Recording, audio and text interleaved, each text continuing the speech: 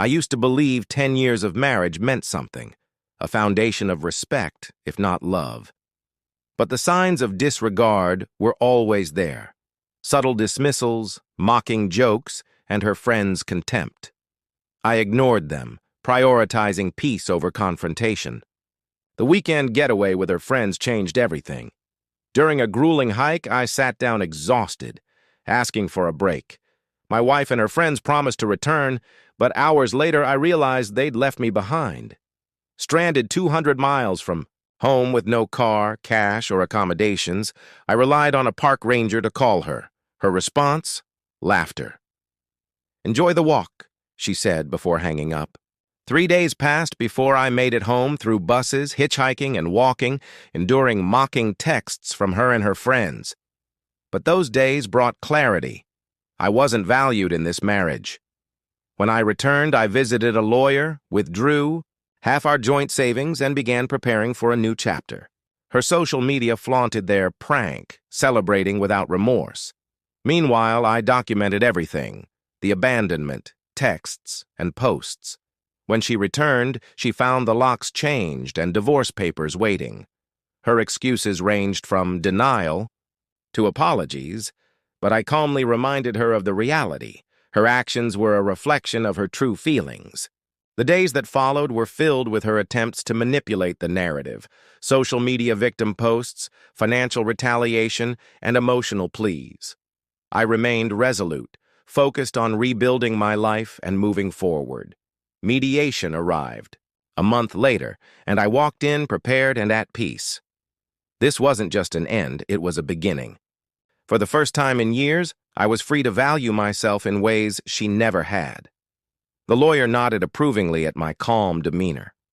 "Many clients arrive emotional," she said. "You're making my job easier." I simply smiled. Moments later, my wife entered with her lawyer, a stern woman with sharp, calculating eyes. My wife had transformed herself: conservative dress, subdued makeup, hair pulled back neatly. She looked every bit the image of contrition. Our eyes met briefly before she looked down, her remorse carefully choreographed. The mediator began by establishing ground rules, but my wife's lawyer interrupted almost immediately. "My client wishes to make a statement before we begin." The mediator hesitated, then nodded. My wife unfolded a piece of paper with trembling hands. A performance. "I made a terrible mistake," she began, her voice quavering. "One thoughtless action that I will regret forever. But I believe our 10 years together deserve more than a hasty divorce. I'm asking for another chance to prove my love and commitment." Her lawyer jumped in. "My client has enrolled in therapy to address her behavior. She's willing to agree to any reasonable conditions for reconciliation, including a post-nuptial agreement with severe penalties for future misconduct." My lawyer started to respond, but I placed a hand on her arm. "May I?" She nodded. I turned to my wife, for the first time in weeks. "I appreciate the sentiment," I said evenly. "But this isn't about punishment or redemption. It's about recognition. I've come to recognize that we're fundamentally incompatible. There's nothing left to save." Her facade cracked. "That's not true," she exclaimed, tears springing to her eyes. "We had a good marriage." "Everyone said so." The mediator raised a hand, but my wife pressed on, her voice rising. "You're throwing away 10 years over one mistake." "Who does that?" I remained calm. It wasn't one mistake. It was the culmination of a pattern. What happened that day made the pattern impossible to ignore. I turned back to the mediator. "I'm prepared to be generous in the financial settlement. I just want this resolved quickly," her lawyer whispered urgently in her ear, but my wife shook her head violently. "He's punishing me," she insisted. "This is revenge, plain and simple." Her voice dropped to a hiss. "You'll regret this. No one will ever love you like I did." The mediator called for a break. As we filed out, my lawyer squeezed my shoulder. "That outburst just strengthened our position," she murmured. I nodded, but I felt no satisfaction. There were no winners here, only survivors. The mediation failed. My wife refused every reasonable proposal, demanding counseling instead of dividing assets. Her lawyer eventually pulled her aside, their whispered argument visible through the glass walls. I remained seated, calm washing over me.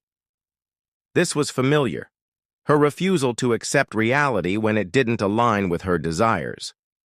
"We'll proceed to court," my lawyer informed me later. "Don't worry. Judges have seen this behavior before. Her delaying tactics won't work forever."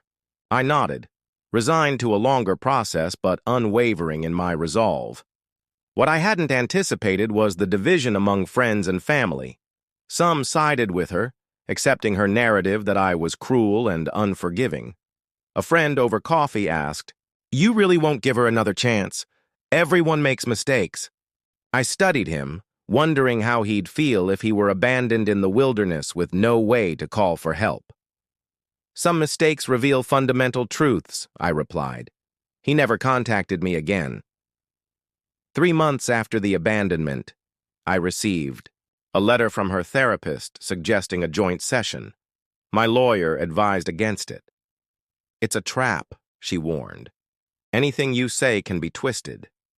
I declined politely, and the response was immediate, a barrage of texts accusing me of sabotaging her recovery. I changed my phone number the next day. Work became my sanctuary, without the constant drain of managing her emotions and defending myself against her subtle criticisms. I thrived, but peace was elusive. One evening at my parents' home, she arrived uninvited, tearful, and clutching photographs from happier times. My mother had orchestrated the encounter. "Just talk to her," my mother pleaded. "That's all she's asking." I excused myself to collect my thoughts. My father followed. "I don't understand why you can't forgive her," he said, his disappointment clear. I turned to him, anger rising. "Would you forgive someone who left Mom stranded in the wilderness? As a joke?" Who laughed while she struggled to find her way home. His face shifted. "I didn't know it was like that," he admitted. "She told you it was a misunderstanding." There was no misunderstanding, just malice. I showed him the preserved text messages, the ones where she joked about me being finally gone. His expression hardened. Minutes later, he returned to the house. Through the window, I watched him confront her. Her confidence crumbled. That night, he called to apologize. "We should have asked for your side first. I'm sorry." The weight of unspoken doubt lifted. Court arrived with an aggressive new lawyer on her side, and their strategy was clear: character assassination. I was painted as controlling, prone to overreaction. My lawyer countered with methodical precision, texts, social media posts, the ranger's statement about my condition when found in the wilderness. The judge's face remained impassive, but her eyes narrowed during key points. When my wife's lawyer spoke again, the judge raised her hand. "I've heard enough," she said. Her ruling was decisive, temporary orders heavily in my favor.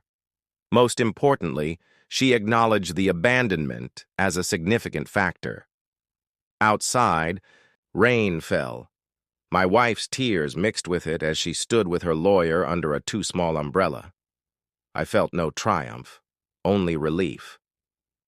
6 months later, the divorce was finalized. As I left the lawyer's office, sunlight warmed my face. Freedom, at last. A year later, we crossed paths unexpectedly at a conference. She looked different, thinner, wary. "You look well," she said. "Thank you."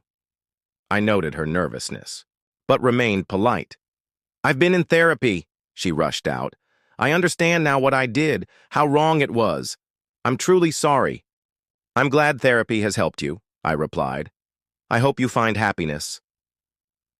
The elevator doors closed between us. That chapter finally was over.